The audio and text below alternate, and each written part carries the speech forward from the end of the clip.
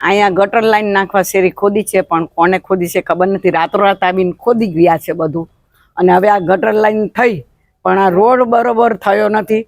3 મહિના થયા આજકાલ કરતા. અમને તકલીફ ઘણી પડે છે. ચાલવાની મુશ્કેલી પડે, એમ્બ્યુલન્સ ન આવે, કોઈ સાજા માંદા હોય તો ન આવે, કચરાની ગાડી ન આવે, ગેસના બાટલા ન આવે, છોકરાઓ નાના નાના ને કેટલી બધી તકલીફ પડે. ખોદે અને પછી રોડ સરસ કરી દે એવી અમારી માંગણી છે.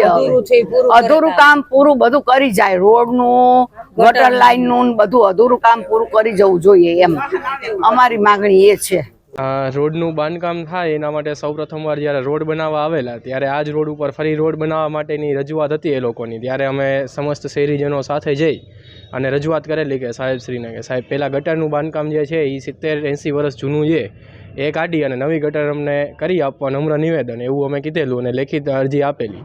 ત્યારબાદ ગટરનું કામ થયેલું છે એ પણ 2 મહિના પહેલાં. 2 મહિનાથી શેરીમાં કોઈપણ પ્રકારનું ચાલવા બાબતે કે કોઈપણ પ્રકારે અમને વ્યવસ્થા થઈ રહી નથી. મુશ્કેલીઓ એટલી પડે છે કે સાહેબ અમારે 2 વ્હીલ બાઇક લઈને અંદર આવવું હોય ને તો પણ નથી આવી શકાતું. તો હવે એમ્બ્યુલન્સ અને ફાયર બ્રિગેડની વાત તો અલગ જ છે. રિક્ષા પણ નથી આવી શકતી. કોઈને માલ સામાન ફેરવવો હોય તો એ પણ વ્યવસ્થા નથી. અને જો કોઈ શેરીમાં વૃદ્ધ હોય અથવા તો કોઈને કોઈ જે કાંઈ શારીરિક રીતે કે વિકલાંગ હોય તો એ લોકોને અવર જવરમાં સદંતર મુશ્કેલીઓનો સામનો કરવો પડે છે.